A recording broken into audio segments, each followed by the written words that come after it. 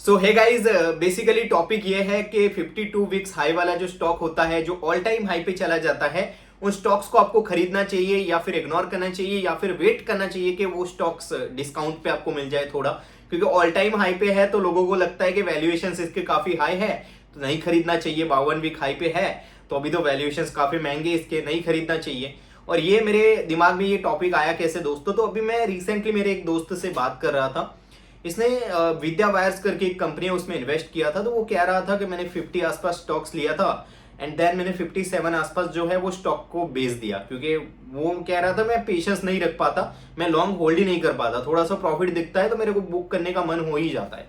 और वो कौन सा स्टॉक्स क्यों खरीदता है वो भी उसको नहीं पता। ठीक है, कोई स्टॉक्स खरीदने का रीजन भी उसको नहीं पता, टोटली गैम्बलिंग करता है। मैंने काफी बार उसको समझाया कि भाई तू, तेरे इन्वेस्टमेंट चेकलिस्ट क्या है, कौन सी चीजें, कौन से फॉर्मूला के ऊपर तू इन्वेस्टिंग करता है। लेकिन वो नहीं मानता भाई, वो स्पेकुलेशंस में ही खेलता है। ठीक है, सो लाइक उससे मेरे को आइडिया आया कि देन हाँ 57 पे उसने बेच दिया विद्या वायर्स को। और अभी मैंने जब बोला उसको, तो मैंने बोला कि भाई कंपनी तो अच्छी है, तेरे को स्टडी करके वापस से लेना है तो देख सकता है।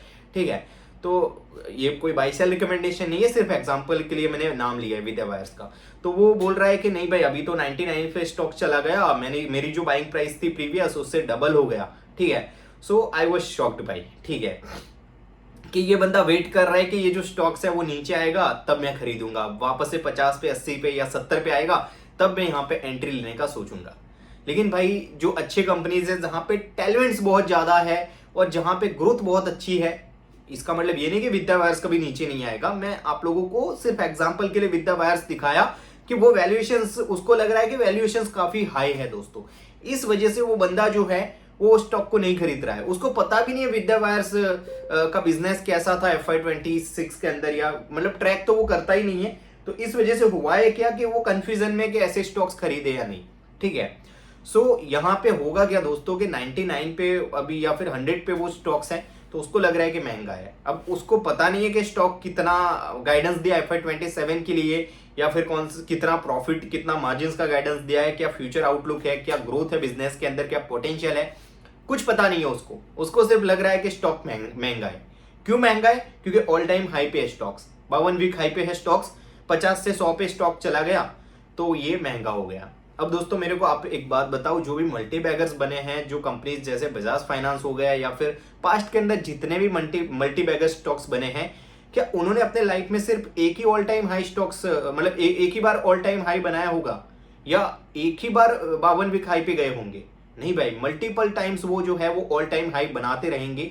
और जहां पे ग्रोथ है वहां पे आपको बहुत कम चांसेस है कि डिस्काउंट मिल जाए। जैसे ये वॉर वाली सिचुएशन हुई तो वहां पे हम लोगों को चांस मिल गया कुछ कंपनीज में कि वैल्यूएशंस आप लोगों को लो होते हुए दिखे, जो अच्छे कंपनीज है वो भी गिरे, लेकिन कम गिरे लेकिन गिरे।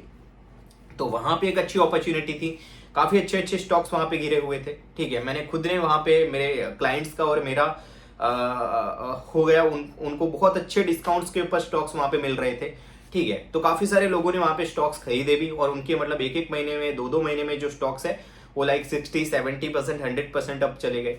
ठीक है, सो ओवरऑल अगर आप लोग देखोगे तो ऐसे अपॉर्चुनिटीज ना बहुत कम बार आते हैं, और कब आएंगे कब नहीं आएंगे किसी को कुछ नहीं पता। अब वॉर ये लंबा चलेगा, ये मतलब फ्यूल के क्राइसिस आएंगे, इस वजह से लोगों ने इन्वेस्ट ही नहीं किया और वेट करते रह गए। और उनके लिए हुआ क्या भाई, बहुत बड़ी अपॉर्चुनिटी मिस हो गई।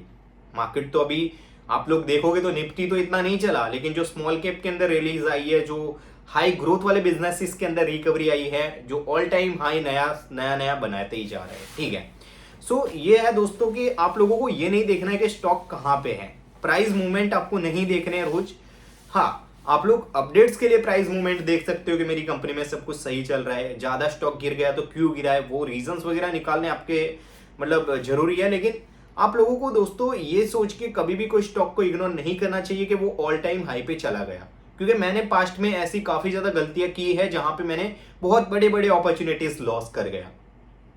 क्योंकि जब ऑल टाइम हाई पे कोई स्टॉक्स है तो क्यों ऑल टाइम हाई पे है ये आपको सोचना चाहिए। क्योंकि ऑल टाइम हाई पे मार्केट उसको क्यों ले जा रहा है, वहां पे इमेंस टैलविंड्स है, कंपनी में ग्रोथ अच्छी है, और मतलब सेक्टर में ऑल ओवर बहुत सब कुछ अच्छा है, इस वजह से वहां पे ऑल टाइम हाई बना है। मैं एक एग्जांपल और देता हूं आपको। एक एग्जांपल है दोस्तों यहाँ पे आदित्य इंफोटेक। जो सीसीटीवी मार्केट के अंदर है। अब आपको पता है सीसीटीवी का जो पेनिट्रेशन है एसटीक्यूसी सर्टिफिकेट की वजह से कितने ज्यादा टैलेंट्स यहाँ पे ओपन हुए और कंपनी किस लेवल पे एग्जीक्यूट कर रही है।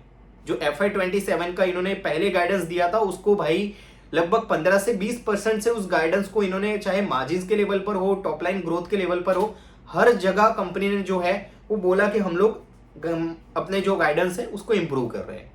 सो आप अंदाजा दोस्तों लगा सकते हो कि जब ऐसे टैलेंट्स कंपनी में हो तो स्टॉक तो हमेशा ऑल टाइम हाई नए नए बनाता रहेगा।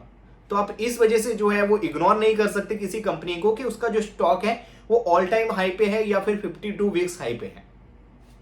तो जो आदित्य इन्फोटेक का जो स्टॉक था वॉर के टाइम पे कुछ 1600 आसपास था, वो वॉर के टाइम पर भी नहीं गिरा वो स्टॉक, ठीक है, चाहे मतलब तो वो वहां पे भी पैसा बना रहा था वो स्टॉक, ठीक है।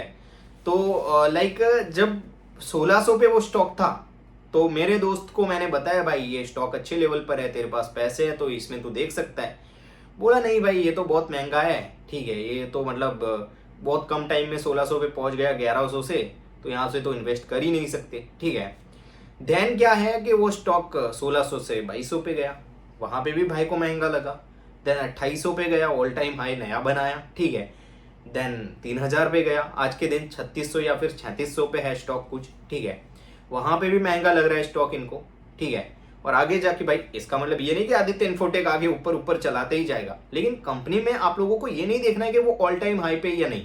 सिंपल सी बात है दोस्तों, कंपनी को आपको ट्रैक करना है, बिजनेस मूवमेंट अच्छा है, बिजनेस में ग्रोथ अच्छी है, कंपनी एग्जीक्यूशन अच्छा कर रही है, तो उसका स्टॉक नए नए ऑल टाइम हाई बनाता रहेगा, चाहे अगले 2 महीने में ना बनाए, 6 महीने में ना बनाए। आपको पेशेंस रखना पड़ेगा क्योंकि मार्केट तो ऐसा कुबेर का खजाना तो है नहीं, जैसा हर्षित भाई ने बोला था कि रोज पैसा आप निकालते जाओ या फिर महीने में निकालते जाओ। यहाँ पे पेशेंस रखना पड़ेगा आपको, कभी कभार अच्छे कंपनीज में नहीं चलते 6-12 महीने। लेकिन दोस्तों सिंपल सी बात यह है, कौन से स्टॉक की प्राइस कहां पे जाने वाली है वी डोंट नो। किसी को, चाहे वो लेजेंड इन्वेस्टर्स हो या फिर चाहे कोई भी हो, किसी को नहीं पता दोस्तों। अगर ऐसा होता कि किसी को पता रहता कि मार्केट कहां पे जाने वाला है, मार्केट को अगर कोई ट्रैक कर पाता, तो ये जो लेजेंड इन्वेस्टर्स हैं उनके जब ये 2024 का क्रैश हुआ है अक्टूबर के अंदर, तो उनके भी स्टॉक्स या फिर पोर्टफोलियो 20-20, 25-25% उनके तो पोर्टफोलियो ओवरऑल गिर गए। तो वो तो मतलब किस लेवल का पैसा मार्केट में बनाए हैं, अगर उनके पोर्टफोलियो वहां पे गिरे तो वो तो मार्केट को टाइम करके इन्वेस्ट करते होते, तो नहीं गिरता उनका, तो मतलब गिरने से पहले ही वो लोग निकाल लेते।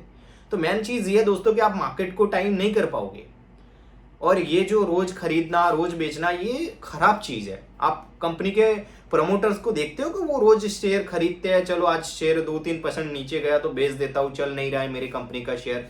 या फिर आपने लेजेंड इन्वेस्टर्स को देखा है, आपने देखा होगा आशीष कचोलिया सर कहाँ सैली में कितने सालों से इन्वेस्टेड है, सैली का जो स्टॉक है वो उन्होंने ऐड ही किया है, ठीक है। और लाइक उन्होंने कभी ये सोच के बाई सेल तो नहीं किया होगा कि ऑल टाइम पे है तो बेच देता हूँ, या फिर नीचे गिरा है तो उसको लाइक खरीद लेता हूँ ज्यादा, या फिर नहीं चल रहा है तो बेच देता हूँ। सैली तो 30-40% करेक्ट हुआ, उसके बाद 60-70% वहां से रिकवर भी किया, ठीक है। सो ये मैं एग्जांपल दे रहा हूँ सिर्फ आपको। जैसे विजय केडिया सर के काफी ज्यादा जो स्टॉक्स है वो नहीं चल रहे थे काफी महीनों से, ठीक है, तो वो मतलब रोज थोड़ी ना बैठ के बाय सेल करते हैं भाई, ठीक है। हाँ, अगर बिजनेस में कोई दिक्कत आती है तो वो लोग वहां पे बेचने का जरूर कॉल लेते हैं, बिजनेस में दिक्कत आती है तो आप जरूर उसको वहां से बेचो।